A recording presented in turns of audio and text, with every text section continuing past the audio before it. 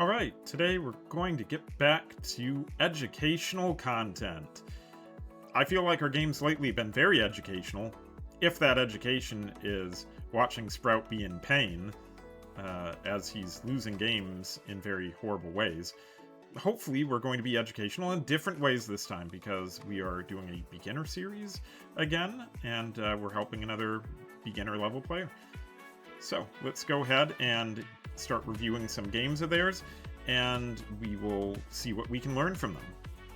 I haven't checked any of these out, so you're going to get my impressions as we go along. These are all, I believe, daily games of theirs. And in these games, they are losing. I could have chosen games where they win, but I feel like looking at the losses is going to be a lot more educational. d4, d5, queen d3. So it's interesting in this situation, if we look at the eval bar in the corner of the screen, white always has an advantage starting out, because white is the first to act, which makes a lot of sense.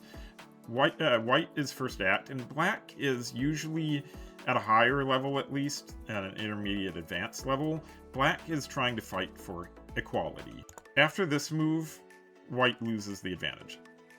The reason why white loses an advantage is because bringing the queen out early in general is not a good idea. It allows your opponent to kick it around the board like a soccer ball and target it, and while it's being targeted, your opponent is developing more pieces and you are falling behind in development. Because chess is a team game, so it's no one player is that strong. It would be like playing football and one side just has the quarterback or running back. You know, that's not going to do much against an entire team of people. It's the same way in chess. So we always want to make sure, especially to get above 500, we want to make sure that we're placing a pawn in the center, 2 if our opponent lets us, and then after that we want to just get our minor pieces developed as quickly as possible, and then castle. Those are super important. Now our opponent plays the move e6. This is kind of a French style setup here, where you'll see that they're locking in their bishop. Eventually this bishop will get out later once the other pieces are developed, but it's not really optimal here. So we have bishop to f4, which is a developing move. It develops the bishop out of the way off its starting square, so this is a good move. Knight to f6. And now queen over to g3, and you can see the idea, of course, I imagine, is because we're targeting c7, but you can see how horrible that actually is for white in this situation. And the reason is that white isn't developing any more pieces. So we have to keep developing. We always need to look at how many pieces our opponent has developed versus how many pieces we have developed. And we need to make sure to at least be conscious of this, because the more pieces developed, the more threats that can be generated. And if we fall behind in development, we are much more likely to lose the game. Also, this doesn't really threaten as much as you think. That pawn is weak. It can be defended by playing the move knight to a6. They can also develop their bishop out to block it. They can also do nothing and let you take it, and okay, you're a pawn ahead, but it's not really causing that much damage. Now you can see the eval bar just went back up in white's favor, and now it's dead even. The reason being that black made a bad move, and it's a very easy to block move. Yeah, you play c3 here. You play c3 and suddenly black is losing time because they have to bring their bishop back somewhere else. Now black is playing knight to h5, of course trying to attack the queen and the bishop. This isn't that scary a move, actually. This could get black in a lot of trouble here because they already have a piece hanging. I'm already looking at moves like queen to f3 here just to target this knight, because then they're going to have to either move their bishop back or defend the knight. If they take a move to defend the knight, their bishop hangs, and if they move the bishop back, the knight would hang if the queen is over here. Alright, so this kind of, you see again, and we always want to be looking at the eval bar when we're doing our reviews, because it kind of helps to inform things for us. This is another situation where we had a little bit of an edge the previous turn, because the computer is saying that we're probably going to win a piece somehow through this. But when we choose to move here, we aren't really winning a piece anymore, because this just gives black time to escape. They can trade queens with us, and then move this bishop out. And then this bishop isn't going to die, and the knight is safe. So we allow black to get out of it. Bishop here. This is probably where they should have played the bishop from the very beginning. So let's see what happens next. Alright, knight to d2. Knight to d2 is pretty good. It's developing a piece, so that's great. They're developing a piece, and we castle. I don't love castling over here, because one of the things that we need to be paying attention to is king's safety. We always want to make sure that our king is protected behind a wall of pawns. The exception is sometimes, like if your king was on, like if you castled king side and your king was on g1, you could play the move h3 just to give your king some room to breathe in the event of, you know, to stop back rank mates. But you never want to have pawns pushed in front of your king. That just is incredibly weakening to your king's safety. So moving, that's why the engine says, like, okay, you get a check mark, it's okay, but it's not anywhere near as taking the extra time to develop these remaining pieces and castle kingside instead in this situation. Alright, they're getting ready to castle. And this is another, you get a check mark, right? But we also need to pay attention to the fact that this pawn now is kind of weak. It's off on its own here. You've created what's known sometimes in chess as a one-move threat. One-move threat just means, okay, you're threatening the knight there, but they can just move the knight and they're fine. And at that point, they move the knight, for instance. Their knight is now targeting the pawn. Maybe at some point they move their pawn up here and they have another piece targeting that pawn. So we need to be paying attention to our pawn structure in chess. We need to make sure that our pawn structure is solid and connected. And right now, black has a much nicer pawn structure. Everything's very locked down and safe for black, versus our pawn structure is kind of getting a little crazy. Alright. And I don't hate this move at all. It's a good move sometimes to crack open the center when your opponent's king is still in the center and when you've already gotten developed. Here it's kind of meh a little bit. Like, yes, you're cracking open the center, and sure, you can put a rook over here on e1, which is going to have an open file then, but your pieces are still at home, so versus black's pieces that are developed. And this is another situation where you just have to count the pieces to know how you're doing. And the engine says you're at a slight disadvantage, and a big part of that is that your king really is kind of a little bit unsafe, but black has, if we count, 4 pieces that are developed versus white having 2. And since white acts first, white should always have more pieces developed sooner than black, because white is acting first. So we play knight to g6. White takes on d5 after takes, plays the rook on the open file. This is a great principle that rooks move the rooks to the center files. Rooks really like open files, so I like this move, but we just need to make sure to get these other pieces developed really quickly. Also, black, now that I'm looking at, has a free pawn here that they could take. Not right exactly, that they can move their king out of the way, but then after they move their king, they have a free pawn that they can take. This pawn here that was pushed just to attack the knight that found a better home square. So in this situation, now, again, you're pushing pawns in front of your king, so just make sure not to push pawns in front of your king, very important. Okay, they take a moment here to attack your bishop, and right now, interesting situation that's happening. I'm not expecting someone under 1,000 really to be aware of it, but I just want to point it out that anytime there is a piece of value behind a lesser piece of value, that piece is considered pinned. So right now, just to be aware of it, the bishop now is pinned to the king because the bishop can't move it. It'd be check, and that's illegal. So that's against the rules. So anytime a piece is pinned, we want to be applying pressure to the piece.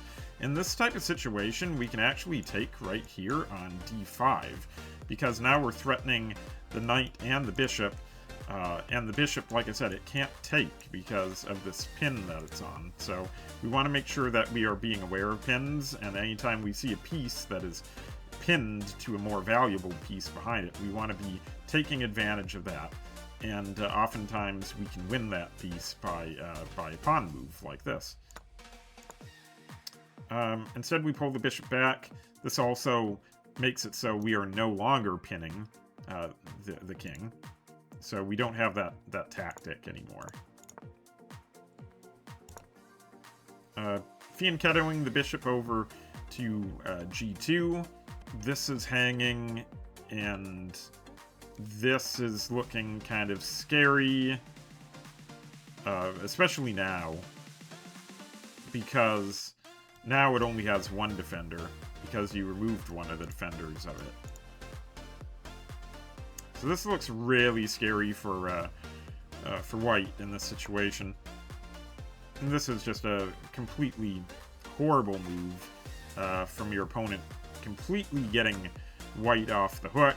You find the amazing fork here on d5, and now it should be game over, but we'll see how it works. So now you're 3 points ahead, and now that you are a piece ahead, your strategy should just be to trade down your pieces to a winning endgame, because at the very end of the day, if you traded everything off the board and it was just pawns, you would have one extra piece, and your opponent would just have pawns. So you would just, in general, that's winning, you know. They play the knight back. You can just keep trading. Yeah, exactly. That's great. Yeah, just keep trading now.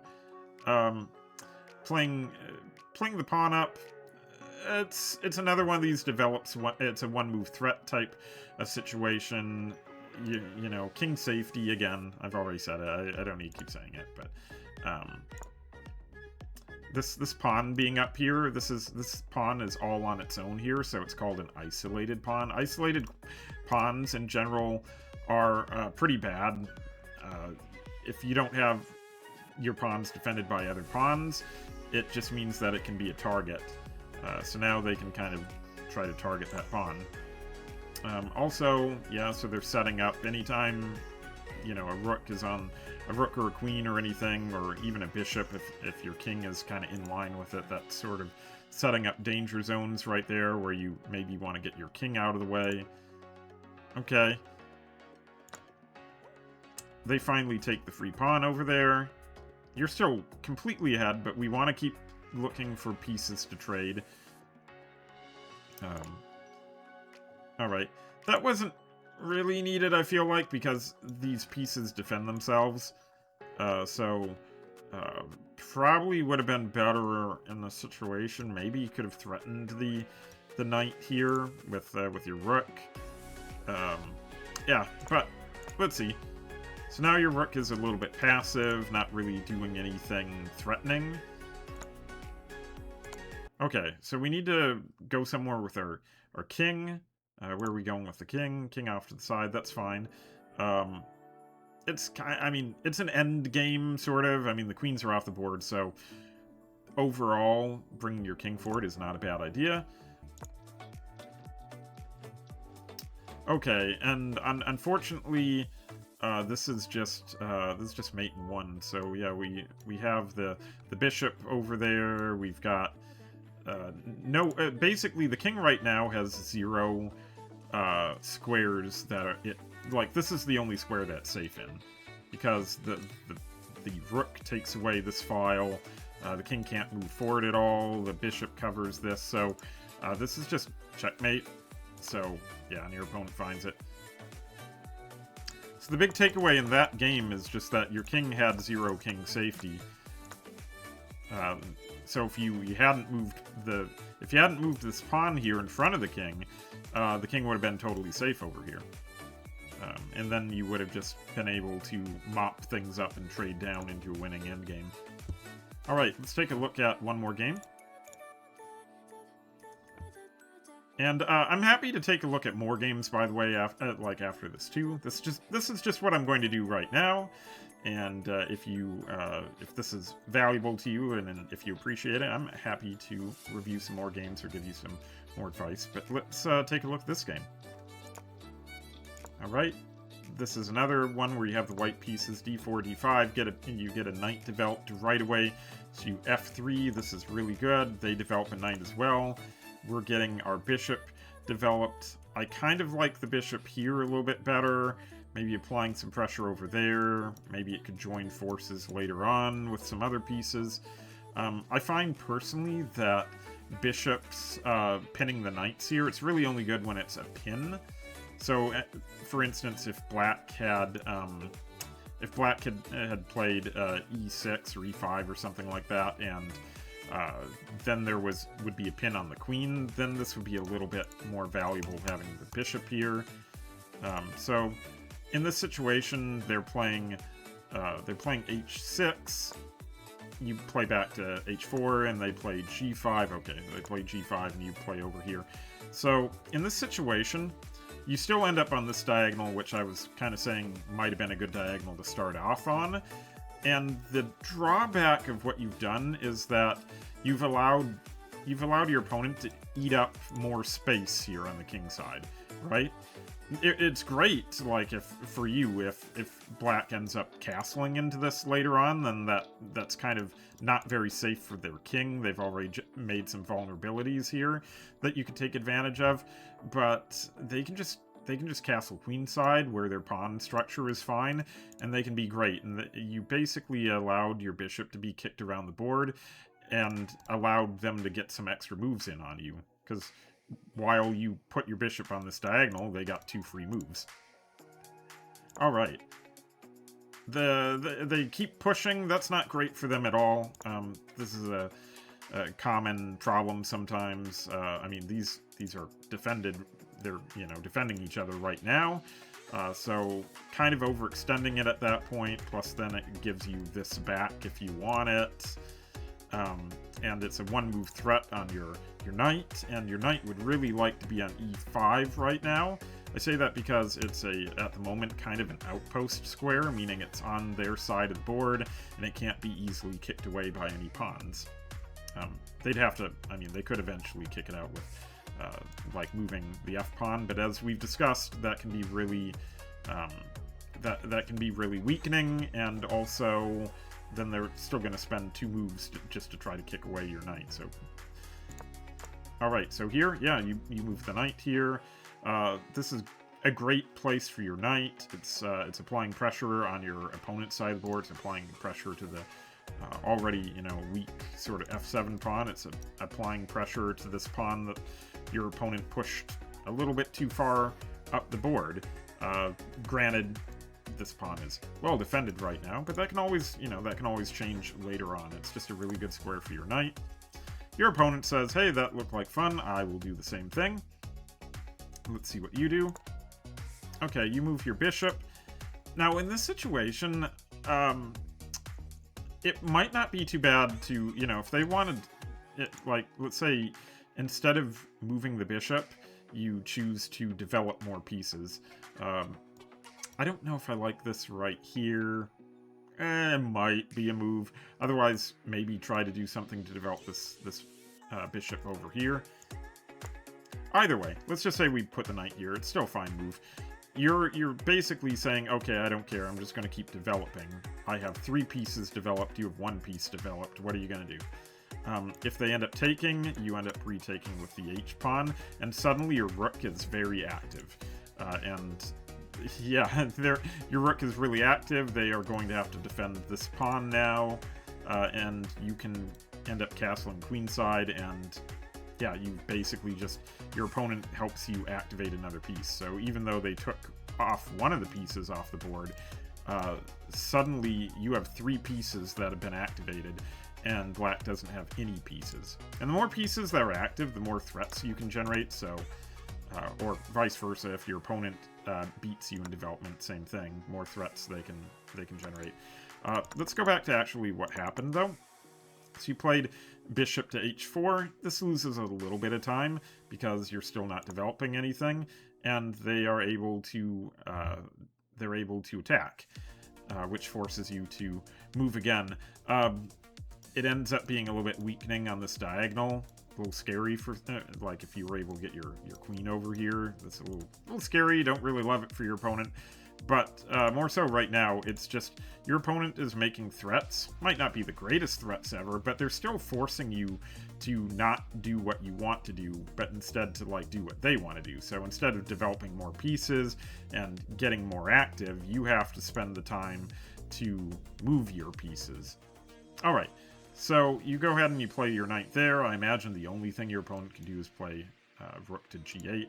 It's really the only thing I expect they could do, yeah, so they play there, and the only thing I could really expect you to do in this situation is probably take the bishop out, because otherwise there's no real safe squares for your, or I mean, I guess you could move back here, but it kind of feels like just losing a tempo, losing time.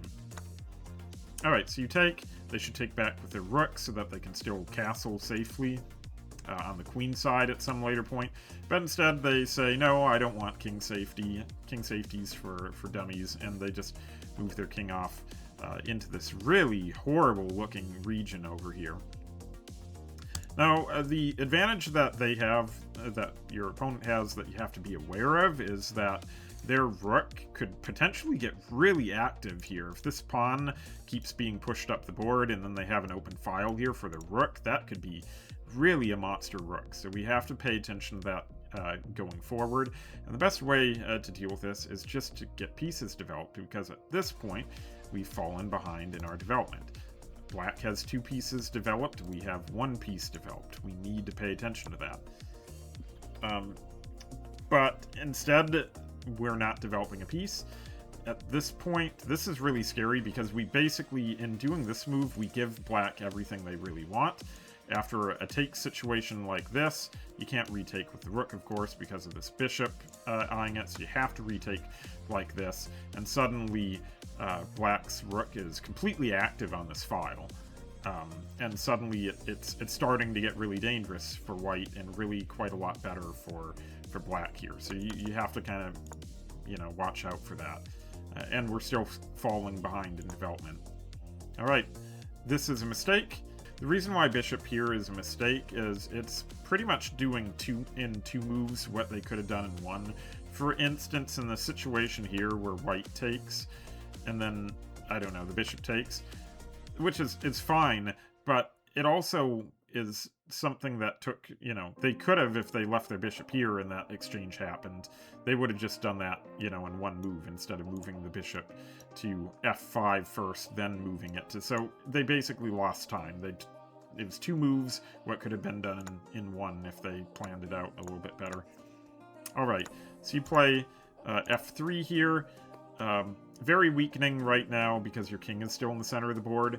We really, really, really want to get that king. Like, right now, the position right now, I'm looking at it, is screaming, oh my god, white's king is in the center, and these pieces are stuck at home not doing anything. So we need to do something about that as soon as possible. Unfortunately, we still don't have time. This is another kind of really bad move coming up. In general, like a general rule, principle in chess, I guess, is that we want to recapture towards the center with our pawns.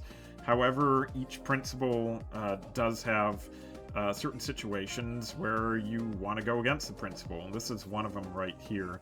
Now, when we do move over here, this is just giving, again, it's giving black what they want. They're rook here is a monster rook now. Really, really scary. Yeah, I don't like this at all. I would have liked this a lot more. It keeps this pawn guarded. There's no easy entry from the rook there. Yeah, they're able to get in. That's not the best move they could have done, obviously, because it's a miss, but it doesn't have to be the best anymore. They're still getting in. They're still infiltrating. They can still, I don't know, wrap their queen around, threaten things on this side, wrap their queen around, threaten things on this side. Black is pretty good here. White still has the edge for the time being, but black is definitely ahead in piece development. Okay, queen to d2, don't hate it. Rook back, and queen over to b4. So this is just, we're just playing with one piece here. So we need to be playing with all of our pieces. We need to get, well, this would be a horrible move right now, but we need to get our pieces developed. I'm guessing the plan here is that queen developed here, maybe trying to do some sort of shenanigans with taking out the pawn on b7, maybe threatening the rook, maybe threatening this, trying to get something active with the queen. The drawback of this is that, and that, yeah, obviously that is not optimal. The drawback of this is after you do this, okay, you munched a pawn. You know, you've munched a pawn. Oh, this is horrible, actually. Wow, I didn't see this until now. This is horrible because your opponent can play b4, threatening your queen and setting up this horrible attack here on c2 that you can't even stop. Yeah, this is really bad. Even if you moved the queen back to try to stop it, it's still happening. And after this, your queen is still under threat. The bishop's coming in. Maybe their queen could come in, like, to start some things. This is really horrible. Right, so that's why that's such a bad move. I'm assuming your opponent doesn't find it, but that is why you're getting the huge, you know, the blunder icon there. Okay, yeah, they totally miss it. They just go for the easy pawn there. The other thing that this does, though, yes, you've grabbed a pawn there, but you've kind of helped your opponent in a way, because they can just swing their rook around, and suddenly it's staring at the only area that your king has for refuge. Alright, so they miss it, and okay, you get your knight out of the way and developed. Unfortunately, with this really annoying bishop here, it's absolutely impossible to get your king to safety. Okay, so they moved their rook up, threatening your queen, and still threatening your queen. But they didn't see it. Okay, all right. Instead, they developed their queen.